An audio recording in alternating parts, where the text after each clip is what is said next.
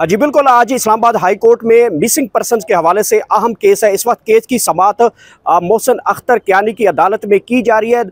2 बार बुलाने के ऊपर निगरान वजीर आजम अनवारुल हक काकड़ पेश नहीं हुए, आखिरकार वो पेश हो ही गए हैं। आज सुबह हमने देखा कि इस्लामाबाद हाई कोर्ट में सिक्योरिटी के सख्त तरीन इंतजाम किए गए और मीडिया के एक्सेस को महदूद किया गया था।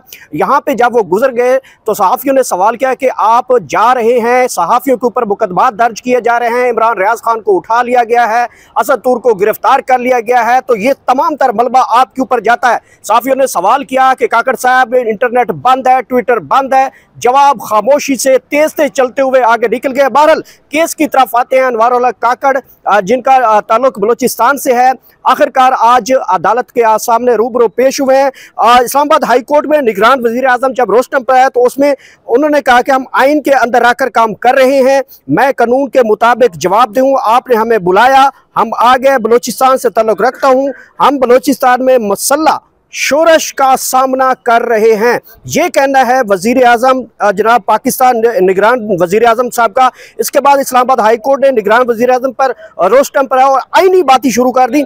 आपको याद होगा गुज़िश्ता जब मोहसिन अख्तर कियानी साहब ने इनको बारहा जो है वो तलब किया लेकिन पेश नहीं हुए, तो उसके बाद चीफ जस्टिस जो मोहसिन अख्तर कियानी साहब हैं वो सख्त जो है बरहमी का इजहार किया था और उन्होंने कहा था कि अगर काकड़ साहब आ भी जाएं तो कोई उनकी तौहीन नहीं हो रही, ये अदालत है, अदालत का डेकोरम के लिए वो आ जाएं।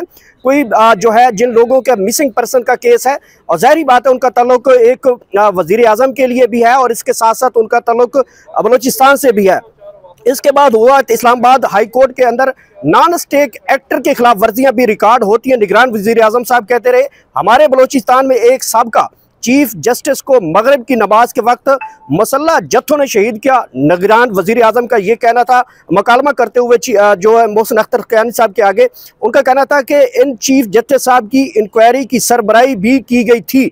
तो ये सूरत हाल है। बहरहाल अनवारुल हक काकड़ साहब बहुत जो है वो तीसरी रिक्वेस्ट पे अदालत के यहाँ पे पेश हुए, जबकि उनका गुज़िश्ता तकरीबन 2-4 दिन मजीद रहते थे तो वो अदालत के आगे जो है वो खाना पूरी करने के लिए यूँ लगता है कि जैसे वो पेश हो गए हैं। बहरहाल मिसिंग पर्सन का केस है, इस हवाले से 10 जो है इस वक्त जो केसेस हैं मिसिंग पर्सन से बलोच तलबा के हवाले से अटार्नी जनरल ऑफ पाकिस्तान ने कहा कि 10 के करीब जो तलबा हैं वो बाजियाब हो चुके हैं।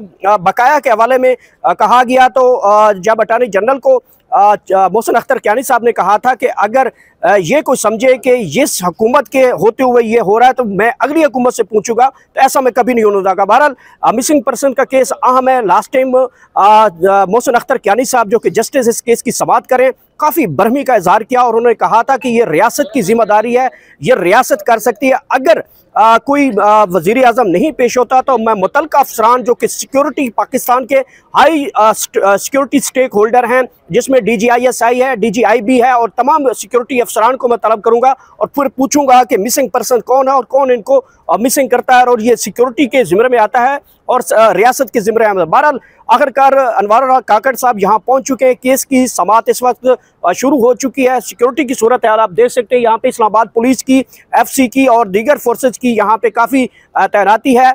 मीडिया को महदूद किया गया है और इस वक्त केस की समाअत जारी है। जी।